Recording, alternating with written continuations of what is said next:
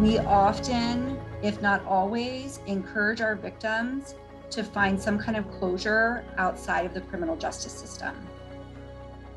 Because if it does end up going to court and getting a conviction, sometimes even that could be 5-10 years later. Her untested rape kit led nowhere. Now, 30 years later, Gail Gardner finally has some relief and is helping other rape victims feel the same. Welcome to Florida Focus. I'm Peyton Kyrell. And I'm Dylan Zuccarello. This week, a Florida House committee unanimously approved Gail's law, which would let victims track their rape kits. Reporter Deanna Lampasona explains this comes after 13,000 victims went through invasive rape tests that were never processed.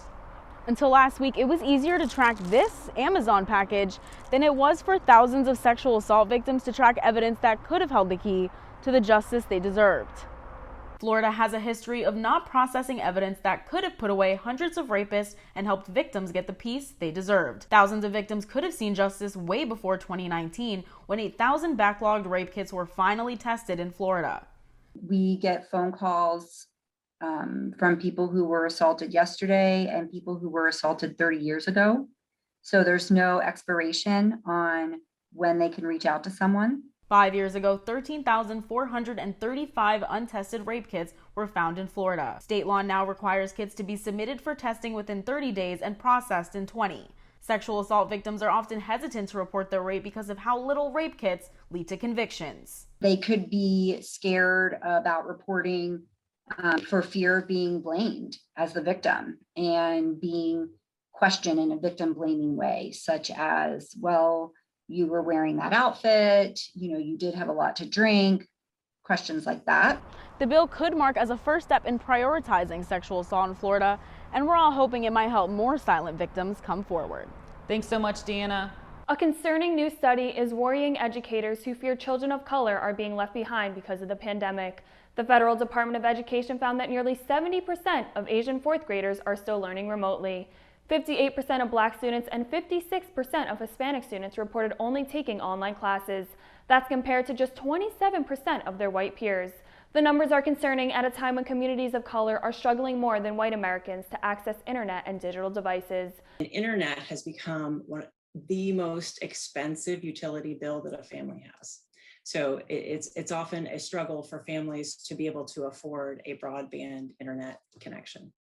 A new report from the nonprofit Common Sense found that more than 800,000 students in Florida don't have digital access at home. A disproportionate number of them are students of color. To read more about digital disparities, go to usfnewsroom.com. Animal shelters in Tampa Bay need help keeping up with growing demand created by the pandemic. Reporter Alice Barlow shows us where you can join a fundraiser to support local rescue efforts. Do you enjoy spending time with your favorite pooch and winning contests? Then St. Puppy's Day in the Park is the place for you. The Rotary Club of Spring Hill Central is hosting a fundraiser for nonprofit animal shelters. St. Puppy's Day in the Park is a free event to take your dog to and have lots of fun while helping your community. The fun-filled event takes place on March 27th from 11 a.m. to 3 p.m. There are many contests to enter with great prizes to be won. All money raised will go to different animal nonprofits. So bring your dog down and enjoy a day in the sun with man's best friend. In Spring Hill, Alice Barlow reporting for Florida Focus. The pandemic kept us inside for over a year. Now more people are starting to look for ways to get out of the house safely. Reporter Neve Larkin helps us learn how to dance like nobody's watching. It's time to get up on your feet and on the dance floor. On tomorrow's Feature Show Friday, I'll show you how ballroom dancing is staying alive during the pandemic. I might need to check out those lessons myself. My dancing skills could use some work. Yeah, I've seen you dance around a couple of times, and I would have to agree with that one. That's all we have for Florida Focus. Thanks for watching, and have a great evening.